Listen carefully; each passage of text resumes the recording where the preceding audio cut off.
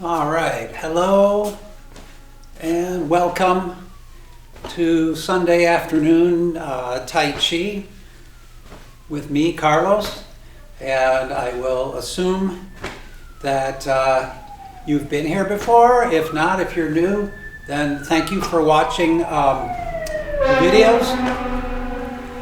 So welcome back. So thank you so much for joining me. And as I was mentioning in a message I sent to everyone, it is not easy to get off the couch and follow along to a video. You know, you're just tempted to watch it like a TV show, but you really have to.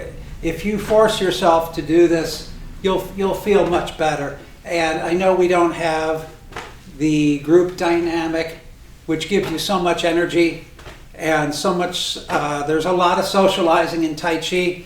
It can't be denied. Some classes there's more time socializing than the actual class, so I understand that. But if you're doing this by yourself, all the feedback I'm getting is very good. If you take the time to do this, and it won't be a whole hour, I don't think. So do this for yourself, and you won't be sorry. So we're doing our normal thing, just loosening up. This is called wrapping the pole. And you may notice this time I'm wearing gloves. This is for better visibility so you can see what's going on. The problem with the videos, let's do some shoulder rolls, is when you watch a video, it's easy to get the hands mixed up. So you may end up doing a mirror image of what I'm doing, getting the hands reversed. If it's working for you, then that's fine. If you don't get confused, then just keep doing what you're doing.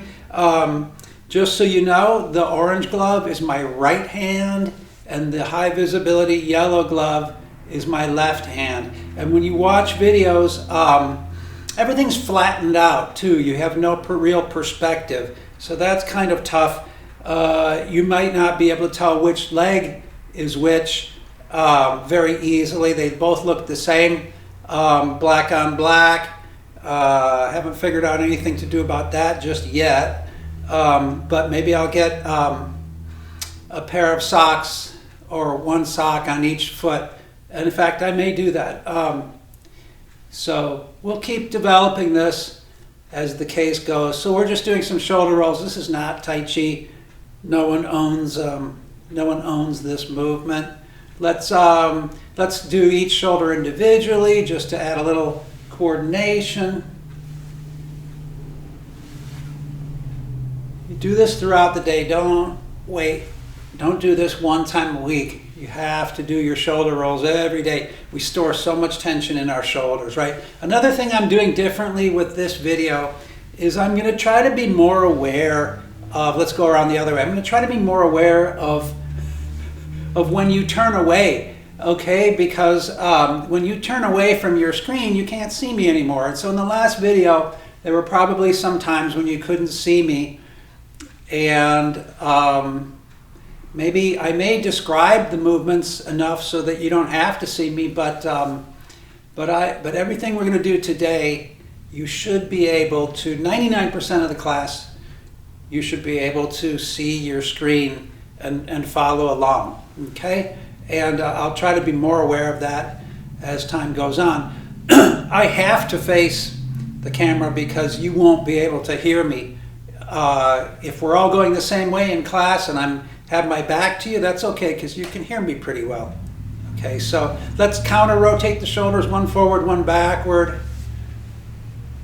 So see the flattening, so you probably can't even see what I'm doing here because of the lack of perspective. Let's reverse that.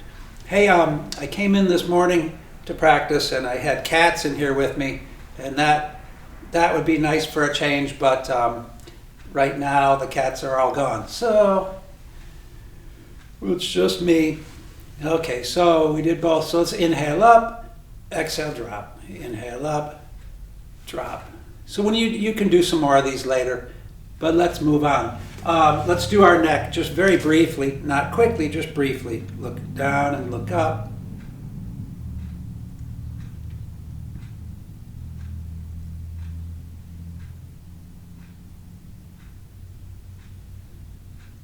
Okay, great. Let's look from side to side. So you may or may not know, we're coming into another full moon. So today we'll do some of our lunar qigong and some of our lunar movements. Slightly different, just a different theme. We do it every month. I really like this set of movements, and I think we're getting to know them because we do them every month when the moon is full. Look straight ahead and tip the head from side to side.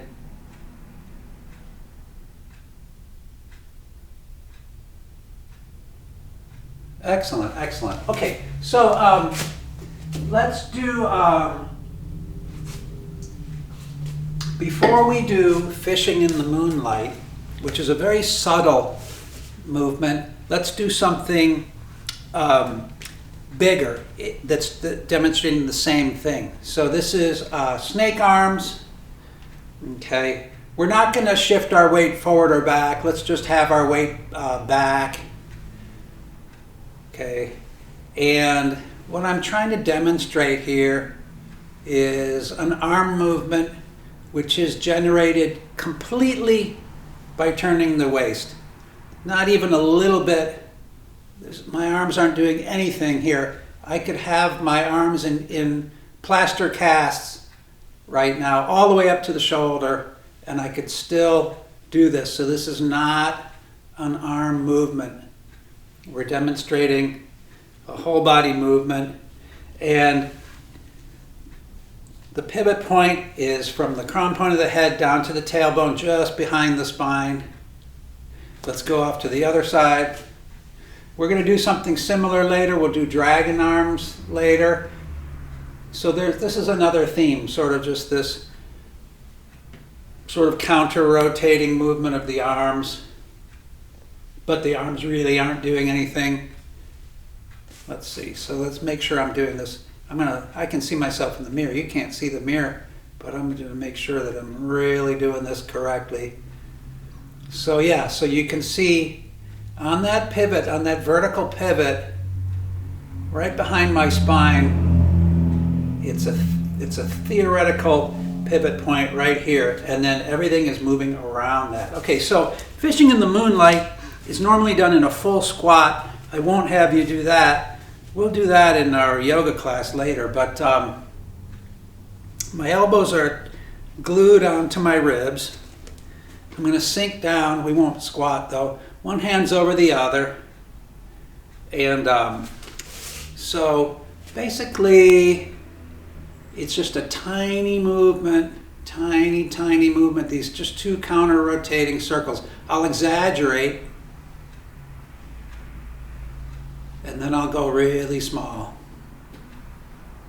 So when you're fishing, you don't want to disturb. I'm going to go even slower and smaller and slower.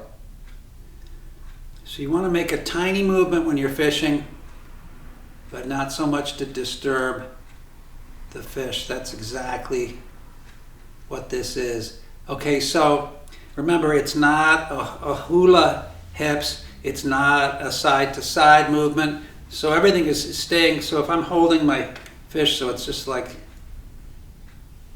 that. That's a little bit more. You can see I'm going to go the other way.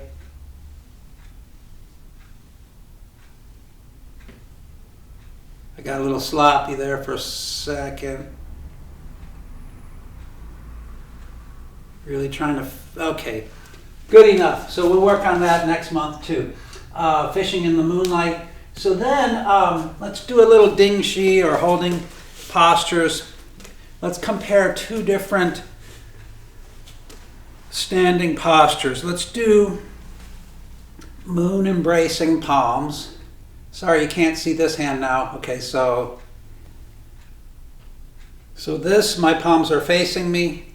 This palms are facing out, and as if I'm, okay, moon embracing palms. I'm holding the moon, and as I circle my arms up and sort of press my hands forward, you feel a tremendous pulling and stretching through here. And this is, remember, this is not, if I bring my fingers over, you can kind of see this glove. This is not stretching of any particular muscles like in yoga. This is all pulling and stretching through the fascia. So you should feel tendons, ligaments, and connective tissue all pulling. Okay, so if you don't feel that, so let's contrast that to embrace the moon against the chest. I'll turn sideways so you see what's going on. So I'm not leaning back too far. I tend to lean back a little bit, but I'm not leaning forward. And I got a nice circle here. Okay, and there's a presence here. Okay, so I should feel as if I'm gently squeezing something that doesn't want to give, right? Or I could also feel that presence if I try to expand my arms. There's a presence that's holding them back and won't allow them to expand, right? And so I can't open and I can't close, and that's that presence. And whenever you imagine this presence, it gives more, it's called pung, it gives more pung to your arms, right? This life, right? Because we don't have this floaty feeling. That floaty feeling exists in Tai Chi, that sort of weightless, effortless feeling, but that's not what we're doing now. That's a different type of a concept. Okay, great. Wonder if we might have some kendo people joining us. Okay, so that's embracing the moon against the chest, and then let's contrast that with moon embracing palms when I rotate my palms outward. And now again you can see this circle. Okay, now you can feel a whole different stretching, different presence, completely different thing. And I just wanted to point that out to you. Okay, great. Shake your arms out. Excellent. Now let's do bear plays with the moon. Let me make sure that there's no kendo people coming up.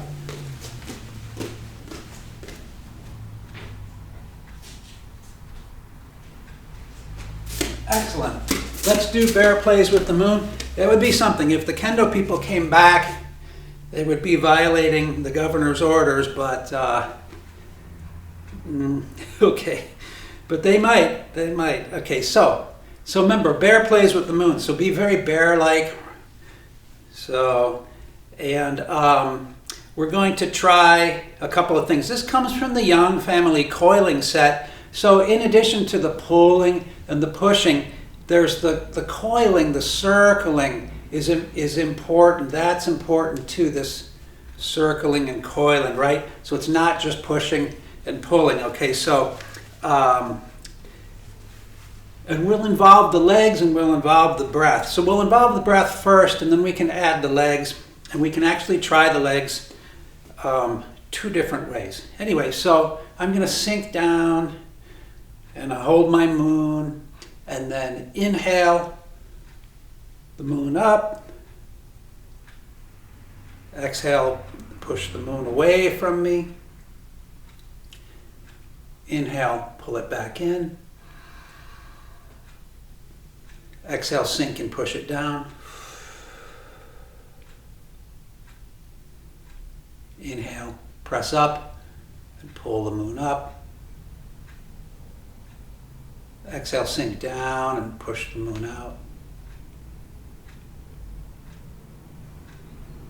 Inhale, press up, push the moon in.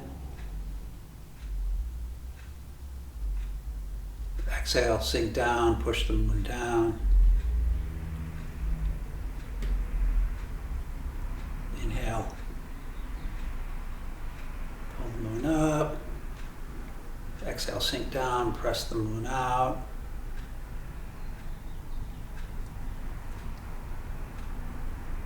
Inhale, pull the moon back in.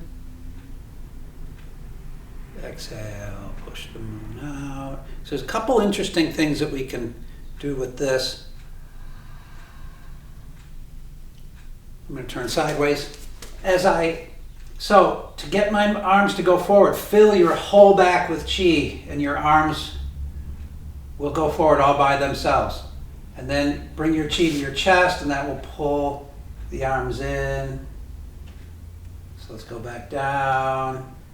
There's other things we can do for the up and down, but let's focus on this again. So I come up to here, I fill my whole back with chi, and then let the chi fill the rest of my body outward. Okay, so it starts in my back, and then it fills outward. Bring my chi to my chest, and that pulls my arms in naturally. So you should feel an effortlessness here, effortless power. But there's power, but it's not muscular power.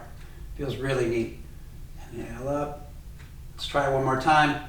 Fill your whole back with chi, and then feel that chi pressing outwards. Okay, and then we can do another thing here. Okay, another thing we can do. Shake everything out. Start over. We can do the breathing in the opposite way. So, not the breathing, but the legs. Okay, so I'm going to, let's see, so I'm going to start up, hands down. Okay, here we go. So this is the opposite of what we're doing. Inhale, sink down as you draw your hands up. Exhale, press up as you push your hands out. Inhale, sink down as you draw your hands in.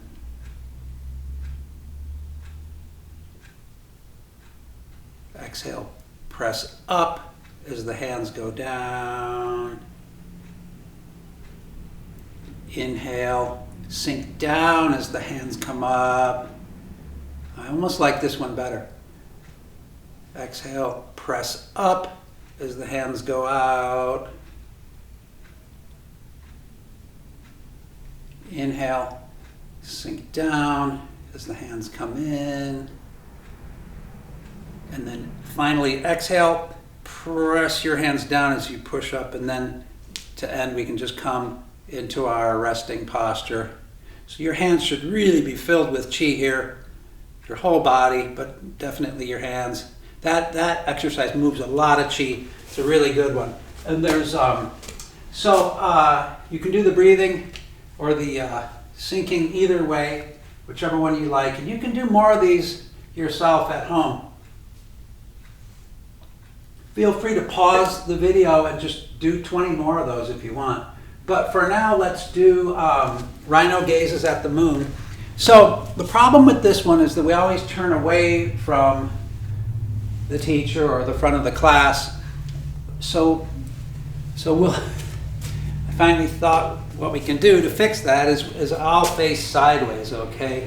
And I'm going to run through this, even though I could talk you through this. I'm just going to run through it first before we actually do it. So let's say I start with my right orange hand on top.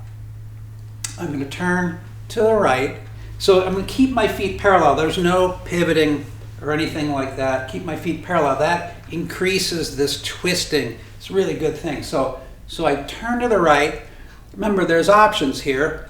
If I'm just doing a pretty mellow version today, I can just go out like that and just gaze up at the moon. And then to come back to center, I hook this hand under. And see, as this hand comes down, this hand just automatically floats up. And now I'm holding the ball, do the other thing on the other side. So, but if I want to put more oomph into this, I can reach way back. Not super far back like a yoga pose, but just further back. Or if I want to put a lot of oomph into it, I curl this hand under. That's the rhino horn. Okay, so, but already, see, look, I'm bent out of shape. This is not necessarily good Tai Chi. So, I mean, I want to not get too contorted, and I want to keep my good posture if I'm doing this. So I'm trying not to go crazy on this. But the same thing, to get back to center, scoop that hand under. Excellent. So we'll do it on both sides. So this is how you could go, and this is generally all what people do, right, on this one. And if you think about it, this is an interesting move. This is a little bit like a cloud hands move. This is fairly martial, actually. This could be side to side blocking and striking, right? What we're doing here. So scooping, blocking, striking. Okay. So you can do this big. And as always, like our silk reeling, we have some pushing and pulling. So this hand's pushing, this hand's pulling, this hand's pushing, this hand's pulling, right? So, okay, back to what we were doing. So we do a couple of these, right? And then we're going to come to here and add a little complexity here. I'm going to come back so I'm making sure you can see my feet. I'm going to put my weight into my right leg and then step the left foot back a little bit, plant the heel, straighten that back leg, and we will stretch the gastrocnemius, which is your big calf muscle, right?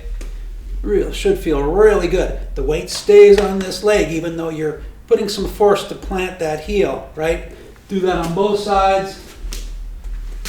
And then the next time after that, it gets better. We plant that heel, straighten that leg, and then bend at the knee. So just bend the knee a little bit, maybe like this much, and you will engage the soleus, which is behind and to the side of the calf muscle. You never see it. It's a stabilizer muscle. It's not a power muscle. It's a stability muscle, and we're all about stability and balance, right? So straighten the leg, plant the heel, then bend at the knee a little bit. We'll do that on both sides. The final time we come around, come to here, all the weight on your right leg and the left leg goes back in your balance, right? So the reason why this balance is not as hard as it looks is that if my body is split down the center, I've got all this weight on this side, so it makes perfect sense. Even my head is kind of off to this side. So it makes perfect sense for this leg to be able to come up with very little difficulty, but you have to sink all your weight into this supporting leg and come down as low as you want, right?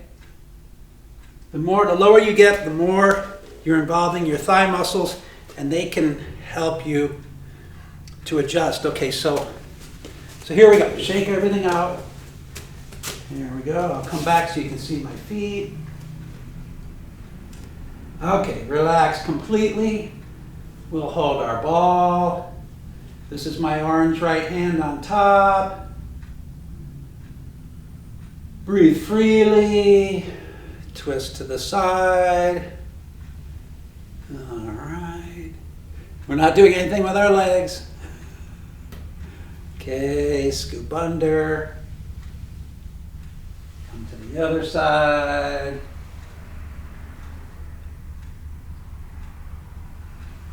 So you guys know you can only see me on one side. Don't worry about the other side. You know what to do.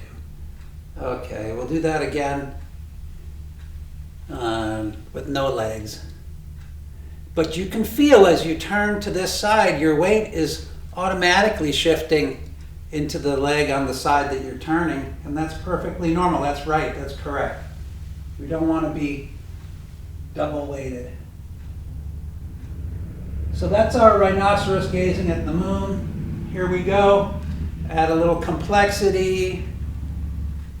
All right, I come to here. I shift all my weight into my right leg. Slide the left leg back. Plant that heel. Straighten that leg. Oh, feels really good. Scoop the hand under.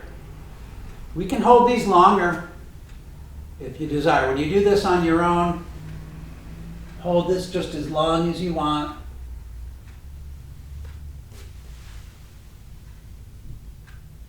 You can do several on each side. So if this was a Qigong class,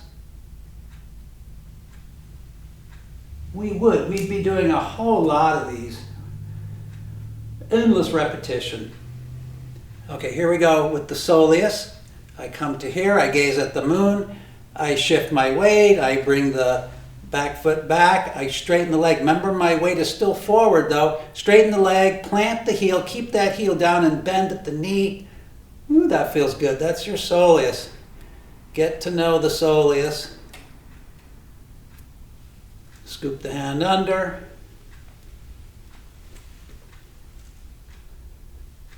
Wait till you're steady. Do the other side. Shift the weight, step the foot back, plant the heel, straighten the leg. Now bend at the knee just a little bit till you feel it. One more breath. Scoop the hand under. All right, everybody's favorite, the balance. Here we go. Okay, wait till you're steady. And then come to here. And shift all your weight, sink down, and the foot comes back. Reaching that foot back just as far as you feel comfortable.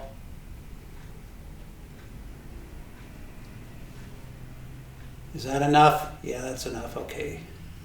Scoop under. Okay. Get centered, get steady here. Turn to the side. Don't rush into this. Sink down, sink way down.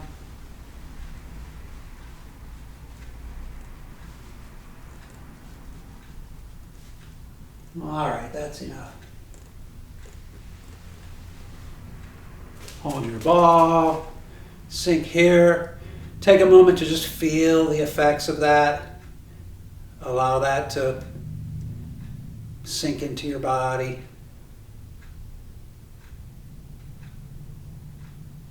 All right, great. Little water break. So now we're going to do our form. If you're new, this is the Young 88 San Sau form. Some people think that Chen Yanling or Yerning K. Chen developed this form, but no, he just documented it. This form goes back much further than that. Nobody knows for sure. Some say this is the form of Yang Shao Hu. It's hard to say. It's a very rare form, very controversial. It's controversial because everyone does it differently. And everyone adds their flavors to it. It's like a very basic recipe, and then people add their different spices and flavors to it. We're doing a fairly traditional version, but not super traditional. Like a standard bearer would be like Sifu Michael Gilman, who I owe quite a bit to for really holding the standard of the real traditional version of this form as a really good reference. And then there's people such as Master Yang Zhuang Ming, who completely improvises amazing things with this form. And then there's everything in between. Everyone adds their own character to this. So so I'm going to face the camera. And again, this is my right hand, this is my left hand. And we shouldn't have any problem with me. You should be able to see me, at least from your side, I think for the whole form. So we'll try it. There might be one point. No, I think we'll be good. I think we'll be good. So, and when you look to your side, don't crank your neck over. Just kind of steal a little glance to the side. So remember, relax, and remember,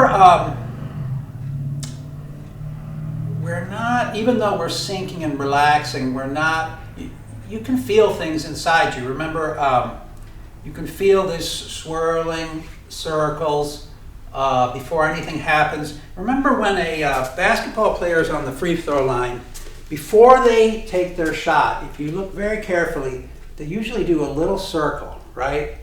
And this is the spirals moving through the body before the body even moves, right? Before anything really even happens. So for instance, before I shift my weight into my right foot and step the left foot out, maybe I just sort of start to just feel these spiraling happening here. I'm super exaggerating. This would all be inside, right? and we've also said we don't just step right up, right? Since my feet are apart, as I bring my weight into my right leg, you know, this should tend to kind of sink in towards the middle. Maybe just my knee or my thigh, maybe my whole foot kind of tends to come in, and then it comes up. And remember, my arm is not going to come up simultaneously because you want that foot to be landed before the arm actually comes up, before the major movement happens, so you have stability. If everything happens, if the bottom and top are moving at once, then we lose our stability. So we'll start here, just a little prep, okay? And remember, in our stepping, you don't have to take big steps.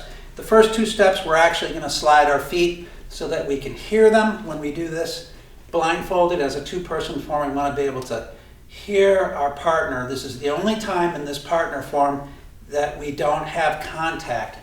Okay, so relax, we're in our resting posture. We won't go over our resting pose, I'm assuming you know it. Shift into your right foot.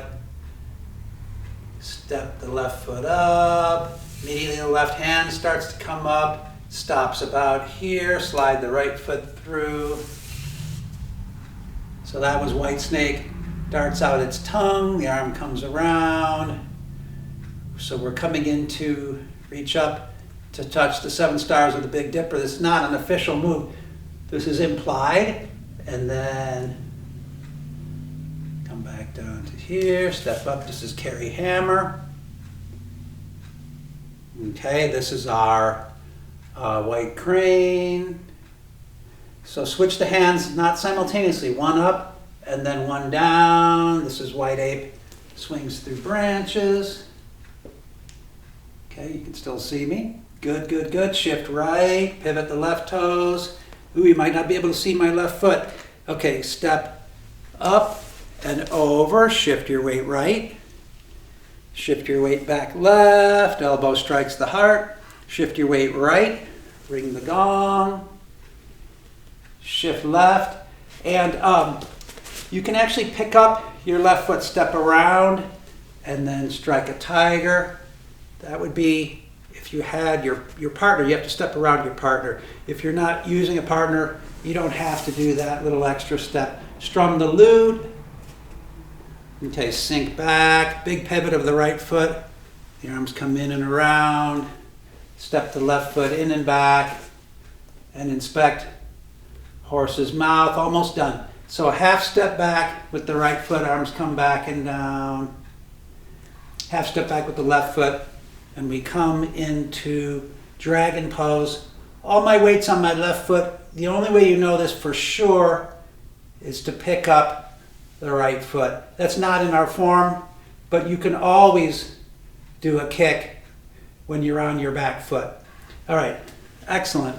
Very good. Have a little water break.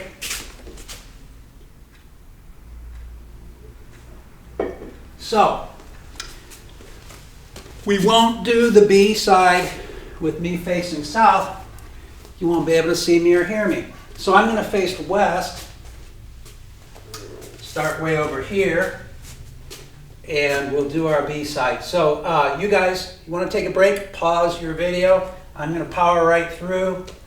Here we go. I'm in my resting posture. This is my right hand, this is my left hand. Okay, remember, so this is especially apt here. This is our first movement here is very twisty turny. So I'm already getting my spirals and my going, but I'm going to go back into my resting posture. Okay, here we go. I'm ready to start. Okay, here we go. Sink into the right leg. Slide the right foot back. Shift back, and I'm turning to the right. That's just natural, just by shifting my weight, and then come back to dragon pose. We were just here. Okay, this is our version of single whip. Excellent. Okay, and then we're going to step around, strike a tiger right. Okay, I'm all twisted up. The way to untwist is to continue to twist left And that will pull my left foot in and back. It pulls my right hand back and down. This is pull. And then this movement is push. Take it a step up. So I did just the fancy step. You can do an easier step. Step up. This is a shoulder strike. Okay, good. Shift left. The arms come into this hoop shape, pivoting my right toes way around. The hoop shape is keeping my partner distance, right? And then I use this shape to draw the bucket from the well. Okay, this is the only part where you won't be able to see me, so listen careful. Okay, shift back onto your left foot, the right toes come up, right toes pivot right, step the left foot in and back. Hands are left palm up, right palm down, just an easy downward push, sinking the hands down, step the left foot through, and this is white steak, darts out its tongue. So we could stop here. This is the 7th or 8th movement. We could transition to get back to the A side, would be 7 stars, carry hammer, white crane, white ape swings through branches, elbow strikes the heart, ring the gong, strike a tiger, strum the lute, inspect horse's mouth, and then to get back to the B side, here, single whip, strike a tiger, ad infinitum, over and over again. The A side flipping to the B, B side flipping to A seamlessly. And if you want to go beyond that first 8 movements, then you can do that. So, so that's our form, or about the first 8 movements of the form. So then we'll do one more lunar movement. That'll be about all we have time for. We will do Dragon Chases the Moon. And there's a lot to this. This is done in a circle, but I'm going to demonstrate it in a straight line. Much easier to demonstrate in a straight line. So the first thing is make our dragon head. This is similar to the hand that we use in single whip. It's the fingertips together, but no tension, just fingertips loosely together, the wrist at the top. And so so normally, we do this like that, but let's just review this with one hand, okay? So see how this is all from the waist, pulling and pushing. I'm going to step back, okay?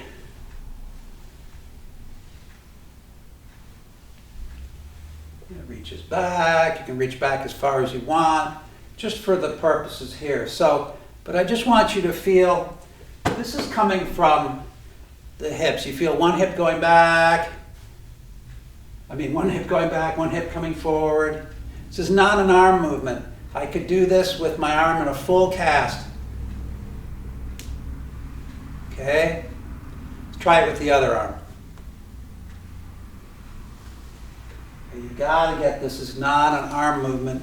This is a whole body movement. This is why we're doing it.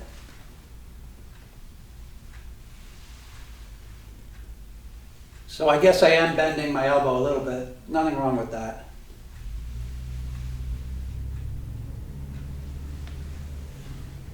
Okay, can I add the second arm? Sure I can.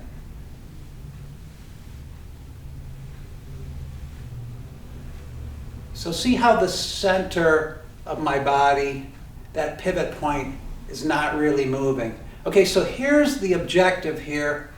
So we have this nice movement. Can we make this movement translate into a step? The answer is yes, we can, totally. When that hip comes forward, you can get a little step out of it. Not a big step. If it's a big step, you're faking it. You're not really doing it. I just want you to do a little tiny step. All you can really feel is a small step. So just make a small step. And the easiest way to do this is when the right hand comes forward, the right hip comes forward. Hip comes forward and it just steps the foot up a little bit, right? And then don't have to do it on every step or every movement of the arms. That would be faking also, right? I just want you to do it only when you can feel it. I'm going to go much slower now, okay? So I'm only going to do it when I can really feel it, because if you only do it 1 out of 10, but it's real, that's better than doing it because you think you're supposed to be doing it. You're doing it because you really feel it. So this arm comes forward, this hip comes forward, that foot comes forward. Just a little tiny step, that's all we're after, okay? So there's another way of doing this. I'm going to back up again. We can do opposite hand, opposite foot. This is more complicated. It's counterintuitive. We've talked in the past about folding at the quad, but much simpler concept is just the concept of closing, because we understand that almost all of our movements involve a closing and an opening, right? It's easier to instinctively grasp. Okay, so forget about the quad. There is a tremendous folding here. But anyway, so we'll just do it with one hand, okay? So as this hand comes forward, close, strongly close, and the hand sink and close. Okay, I'm going to have to, if you want to try the other hand, so it would be, so as this hand comes around, sink and close, feel how that other leg came up. It feels, okay, so I would have to do, I can't keep doing it on one side because I can only step up one at a time. Okay, so this feels really good once you get the hang of it, because it's not so counterintuitive as you might think. So I can only step my left foot up now, so I know which one to be feeling for. I'm feeling as my right hand comes up, I close, and the left foot comes up. This feels really good. Once you get the hang of it, it's like riding a bike, and you won't be able to forget. Okay, so feel free to pause the video and then just do this back and forth across your living room. But I hear somebody saying, can we go backwards with this? Well, I don't think we can step, well, it would be very complicated to step backward with a forward arm movement. It's much easier to just reverse it and do backward movements. So I call this a forward movement. So what if we were doing a backward movement? So let's start over again with one hand, a backward movement. Backward. See? Backward step. I'm doing same hand, same foot.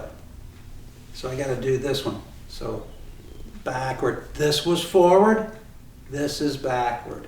So backward. It almost works better backward than forward. But don't try to do it every time just to say you did it.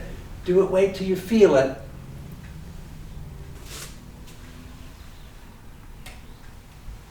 Wait till you feel it.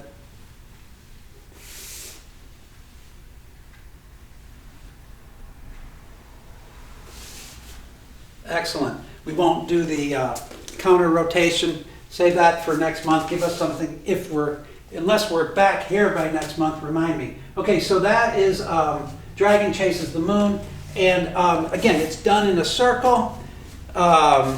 It's much harder in a circle, so that's why I showed it to you in a straight line. But it would just, that'd be the center of my circle. I would just start in here. And now you have an option. You can do same hand, same foot, or same hand, opposite foot, right? Around and around we go. If you do this, remember to change directions often, right? So either one. So improvise. Okay, great. Hey, that's all I wanted to show you. That's our lunar Qigong, Tai Chi, a little Bagua thrown in. And I'll end with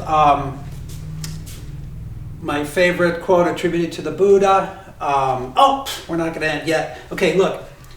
If you're new and you forget everything that we did today, you can still do this Qigong, okay? You may say, oh, that's opening Tai Chi from my Chen Men Ching form or from my Yang form. Yeah, it's also known as lifting water. It's also known as White Crane seeks the morning sun. It's also known as God's playing in the clouds. And there are variations, just like everything, but it's a very basic movement. So remember, if you just can't bring yourself to practice during the week, you can still do a couple of these, especially if you need to. If you're really stressed out, please don't just suffer through it. If you do 10 of these, I guarantee you most of your stress will leave you, if not all. If you have any insomnia, do this before you attempt to go to bed. Or if you wake up in the middle of the night, can't get back to sleep, do a bunch of these. It works so great. And conversely, if you find yourself sleeping all day, you have no energy, and you don't want to resort to stimulants, this will actually invigorate you, right? So this works to relax you or to invigorate you, as the case may be.